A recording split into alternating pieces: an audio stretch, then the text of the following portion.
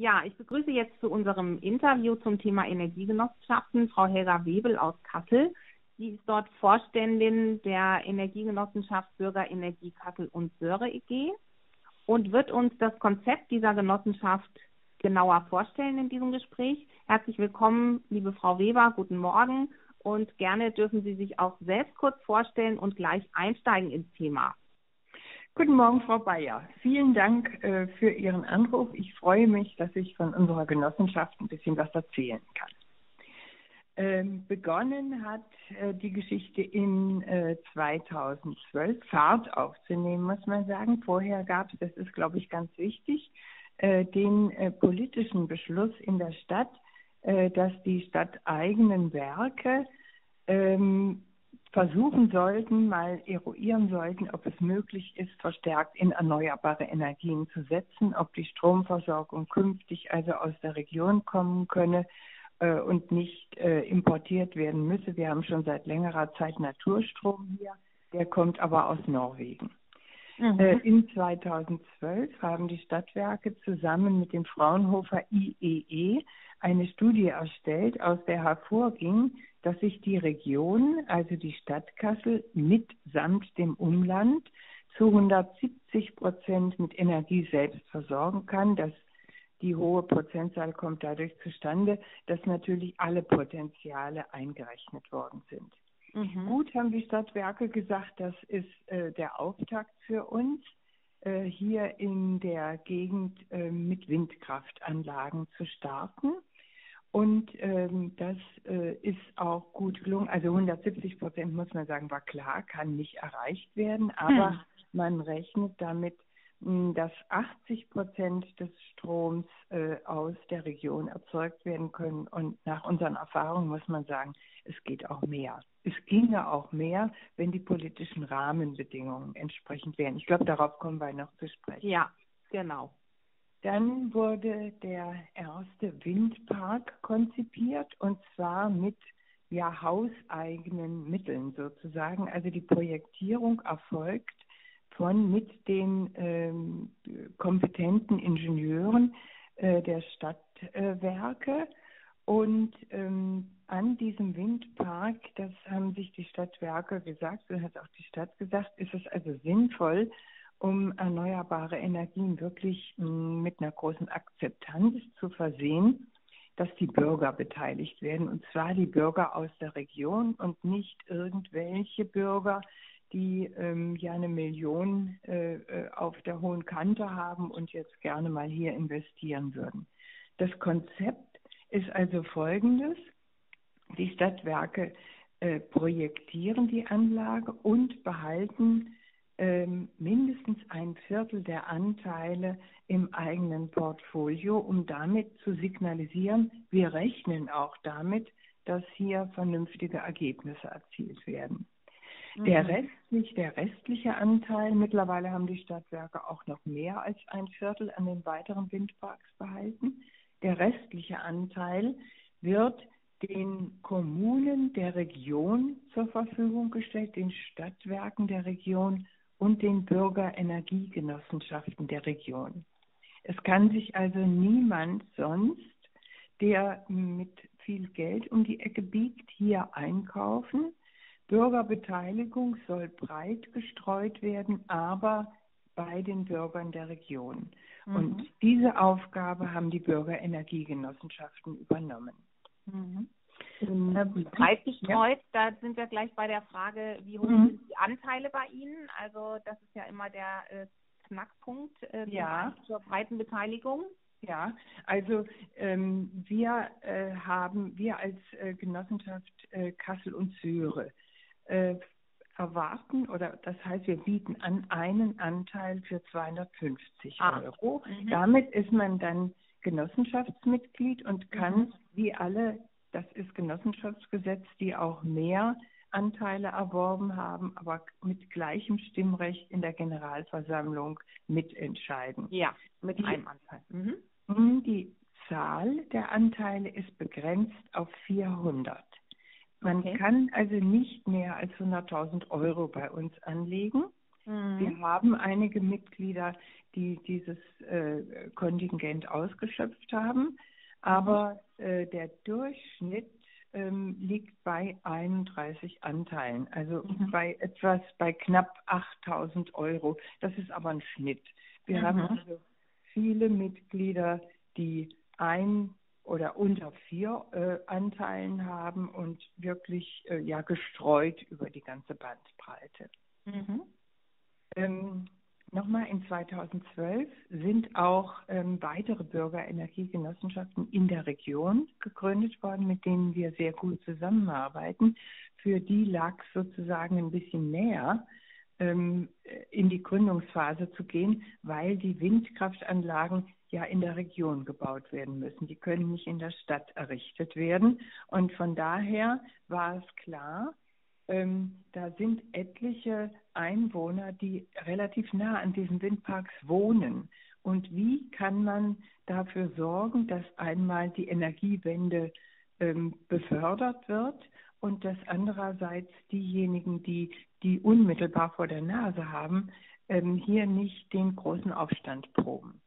Und dieses Konzept ist wunderbar aufgegangen, die Bürger zu beteiligen, und zwar ganz frühzeitig zu beteiligen. Nicht erst dann, als die Windparks standen, sondern in dem Moment, in dem die Planung vorlag, haben die städtischen Werke, und das muss man sagen, also das haben wir wirklich richtig gut gemacht, immer Veranstaltungen durchgeführt, mehrfach in den gleichen Orten und alle Bedenken diskutiert und die Bürger versucht mitzunehmen. Und das Ergebnis ist auch, also natürlich auch über dieses Instrument der breiten Bürgerbeteiligung, dass die 4 Windparks, die von den städtischen Werken hier in der Gegend errichtet worden sind, keine Widerstände erfahren haben. Vorher noch, aber als sie dann in Betrieb waren, es gibt jetzt eigentlich überhaupt keinen deutlichen Widerstand, der sagt, sie müssen abgebaut werden oder sind einfach schrecklich.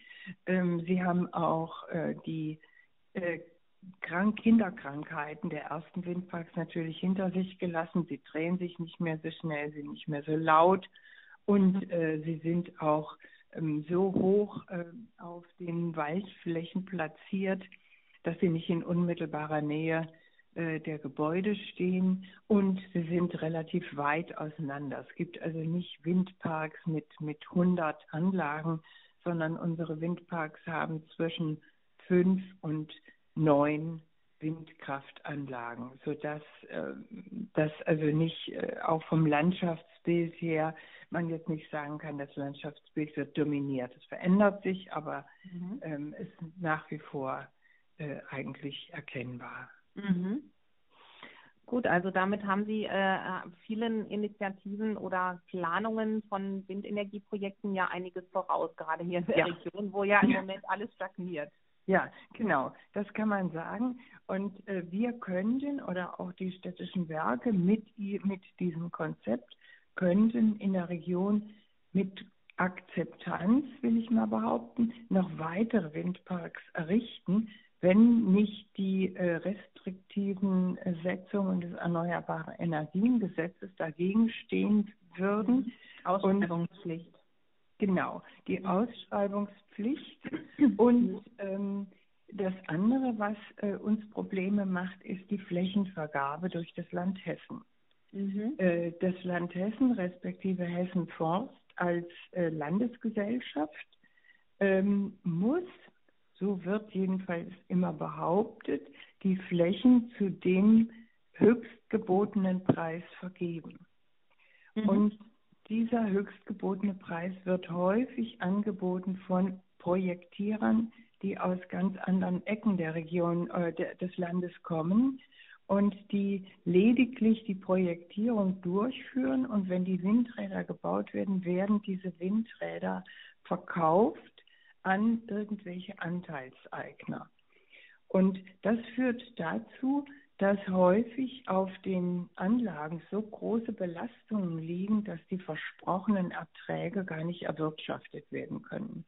Zum einen ganz hohe Pachtforderungen und zum anderen Berechnungen der zu erwartenden Erträge, die, sage ich jetzt mal ein bisschen forsch, nicht seriös sind. Die Windkraftanlagen, die wir hier stehen haben und die von den städtischen Werken entwickelt und uns angeboten worden sind ganz vorsichtig gerechnet von ihren Erträgen her. Und wir haben in den Jahren, in denen sie bisher hier stehen und Erträge gebracht haben, nie weniger an Ertrag gehabt als das, was versprochen oder prognostiziert worden ist. Während das bei anderen Windparks ganz anders ist. Das ist ja auch so das Dilemma auch der Windparks quer über die Republik, dass häufig die versprochenen Erträge nicht erzielt werden. Und deswegen die ganze Branche in Verruf geraten ist. Das kann man also gut verhindern. Und da sind wir einfach hier auf der sicheren Seite. Und wie gesagt, aber die Flächenvergabe macht uns Probleme. Wir kriegen, oder die städtischen Werke kriegen nicht die Flächen, für die wir uns interessieren würden, weil die Pachtforderungen so hoch sind, dass mit dieser vorsichtigen Rechnungslegung dann die Ergebnisse hinterher nicht mehr stimmen würden. Wenn man allerdings sagt, wir zahlen an Pacht eine viel höhere Summe und nach uns sozusagen die Sintflut, die sollen doch mal sehen, wie sie damit zurechtkommen, dann kann man auch erstmal diese Flächen erwerben. Und da sind wir schon seit langem in heftigen Diskussionen mit dem hessischen Finanzministerium und dem Umweltministerium, um die Wertschöpfung, die möglich ist in der Region, wenn aus der Region alles das kommt, was aus der Region geleistet werden kann. Die ist nämlich viel höher, als wenn die Windparks von außen projektiert werden und die Ergebnisse dann wieder nach außen abfließen, dass man dieses als Kriterium nimmt, um zu sagen, was bleibt eigentlich in Nordhessen hängen, wenn hier die Flächen mit Windparks besetzt werden. Das ist das entscheidende Kriterium. Ist das jetzt für die Bürger akzeptabel und so, dass sie diese Energiewende gerne mittragen? Und ist es auch für die Kommunen vor Ort ein Vorteil? Und wenn man diese Rechnung aufmacht, dann sieht das Ergebnis ganz anders aus. Ja, da sind wir ja schon wirklich mittendrin in der Frage der selbstverwalteten Wirtschaft, der regionalen Wirtschaft, der genossenschaftsbasierten Wirtschaft. Das haben Sie jetzt sehr, sehr anschaulich auch demonstriert, wie das im konkreten Fall auch einer auf Spekulation und reiner Gewinnmaximierung orientierter Wirtschaftsweise gegenübersteht und wie das konkret dann auch, wie das konkret sich auch zeigt. Ich nehme an, Sie haben auch einen Investitionsstau in Ihrer Genossenschaft, das heißt die Bereitschaft der Mitglieder auch mehr zu investieren. Ja, und das ist ja genau. Und die Frage, und die Frage wäre jetzt, wenn Sie mit Wind jetzt so nicht weiterkommen oder nicht in der Dimension weiterkommen, wie halten Sie es mit PV-Anlagen? Ja, also nochmal zurück, was ich eigentlich sagen wollte, es ist ja total verrückt.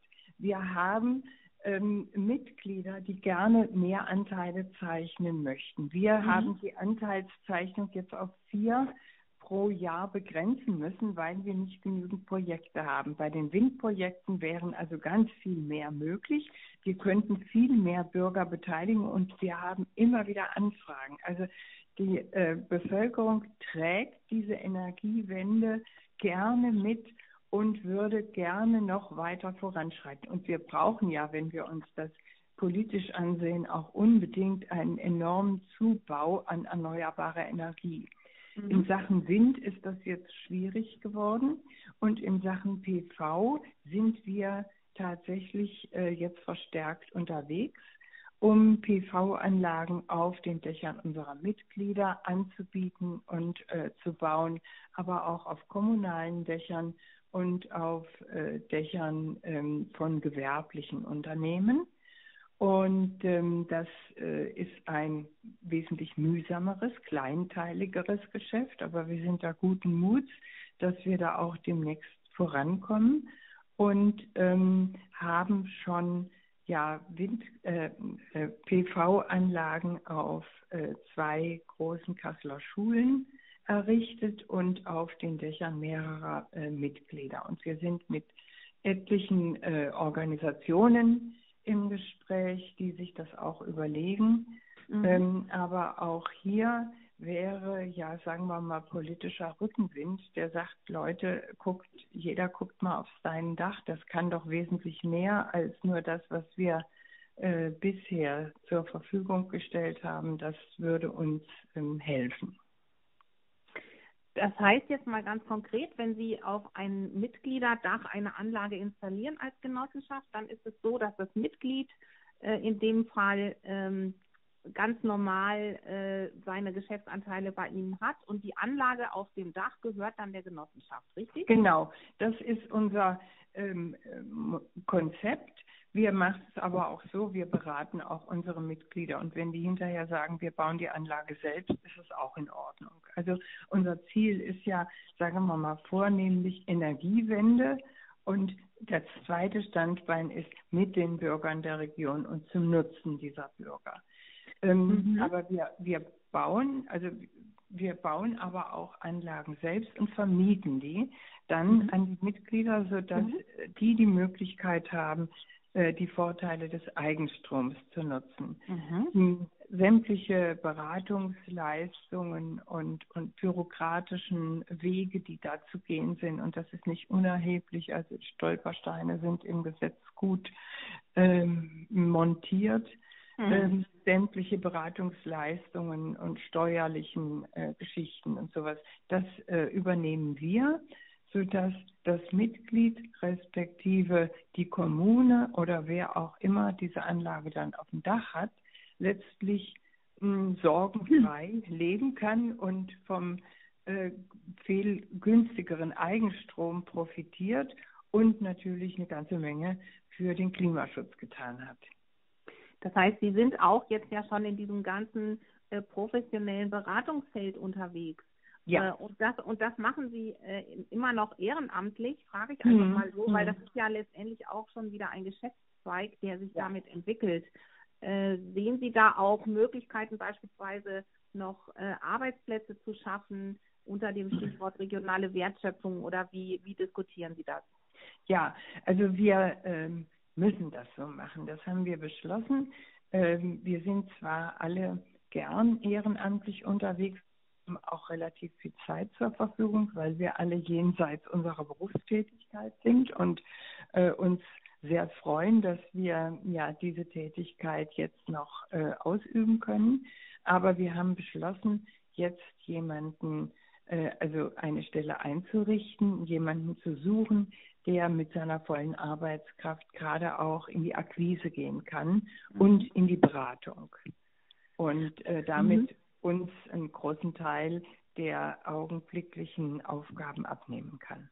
Und wie ist so die Verteilung, also von denjenigen Ihrer Mitglieder, die dann doch die Anlage vielleicht selbst erwerben im privaten, sozusagen im Privatinitiative, zu denen, die dann sagen, nee, die Anlage soll doch der Genossenschaft gehören und ist dann auf meinem Dach. Ich meine, da gibt es ja auch dann diese Sache, dass die Genossenschaft dann ins Grundbuch eingetragen wird und so. Gibt's da Favoriten? Also können Sie das sagen? Was machen Sie da lieber? Einige Mitglieder, die gesagt haben, ach, wir machen das jetzt alleine. Aber die meisten lassen sich gerne auf dieses Angebot ein. Unsere Mitglieder sind ja im Schnitt auch jenseits der 60 und sagen, wir haben Geld übrig und wir finden das in Ordnung, wenn die Genossenschaft das macht und mir die ganze Arbeit abnimmt. Und außerdem bin ich ja mit meinen Mitgliedsanteilen dann beim Ertrag dann wieder beteiligt. Ja, das ist ja auch ein großer Vorteil, wenn wir unsere Mitglieder mit solchen Anlagen versehen bzw. darum werben, dann ist uns immer auch wichtig, dass es tatsächlich Mitglieder sind, beziehungsweise dass sie Mitglieder werden. Denn wir haben nicht das Beratungsangebot für alle in der Stadt, sondern vornehmlich, das geht aus personellen Gründen schon gar nicht, vornehmlich eben für die Mitglieder und diejenigen, die sich auf dieses Geschäftsmodell auch einlassen wollen. Noch eine Frage zum Schluss. Sie haben es jetzt selber gerade angesprochen, den Altersdurchschnitt Ihrer Mitglieder. Der entspricht ja so dem bundesweiten Durchschnitt auch der Energiegenossenschaftsmitgliedschaften. Wie erreichen Sie denn jüngere Menschen, also beispielsweise eben auch junge Familien mit Kindern oder auch Studierende, Berufsanfänger? Was haben Sie da für ein Konzept? Also häufig ist es, ja, wir haben eigentlich da noch nicht so ein richtig griffiges Konzept, wie wir junge Familien erreichen. Wir sind immer wieder bei verschiedenen Veranstaltungen präsent und werden auch angesprochen. Das interessiert ja auch viele. Wie kann man also selbst was in Sachen Klimaschutz tun und wie kann man auch bei den Stromkosten sparen? Nun ist es so, dass jüngere Menschen häufig andere Prioritäten haben und sich noch nicht so richtig mit diesem Genossenschaftsgedanken beschäftigt haben. Dazu braucht man ja schon so ein bisschen Zeit und auch Überzeugung. Wir haben hauptsächlich junge Menschen in unserer Genossenschaft, die die Anteile von Eltern oder Großeltern geschenkt bekommen haben. Das ist auch interessant. Also wir selbst haben allen unseren Enkelkindern Anteile an den Windparks übereignet. Und das sorgt natürlich auch dafür, dass es da schon auch ein Interesse gibt. Was passiert da eigentlich und wo stehen die? Wo steht mein Windpark? So auf diese Weise erreichen wir schon auch jüngere Mitglieder. Aber insgesamt den Altersdurchschnitt zu senken, ist eher schwierig. Denn man muss ja erstmal, um Anteile an der Genossenschaft zu erwerben, auch ein bisschen Geld übrig haben. Also ein Anteil, 250 Euro, ist ja nicht so viel, aber wenn man tatsächlich an den Erträgen auch partizipieren will, dann ist es schon sinnvoll, also vielleicht 5.000 Euro auf den Tisch zu legen. Und dann kann man das als eine gute Geldanlage sehen, die im Moment natürlich wesentlich mehr bringt als eine Anlage bei der Sparkasse. Aber das muss man erstmal übrig haben. Und das ist bei vielen jüngeren Familien ja eben nicht so einfach. Da kommt es ja drauf an, dass jeder Euro umgedreht werden muss. Ja, Frau Weber, das ist aber doch ein wunderbarer Abschluss und ein wunderbares Beispiel für das enkeltaugliche Wirtschaften. Das fällt mir nur dazu ein, was Sie gerade erzählt haben. Also enkeltaugliches Wirtschaften im besten Sinne. Anteile verschenken an die jüngere Generation, die in der Tat noch unter viel höherem Druck steht, finanziell. Und eine ganz tolle Idee, finde ich, auch am Schluss dieses Gesprächs. Ich bedanke mich sehr herzlich bei Ihnen und wünsche Ihrer Genossenschaft weiterhin den Erfolg, den sie verdient.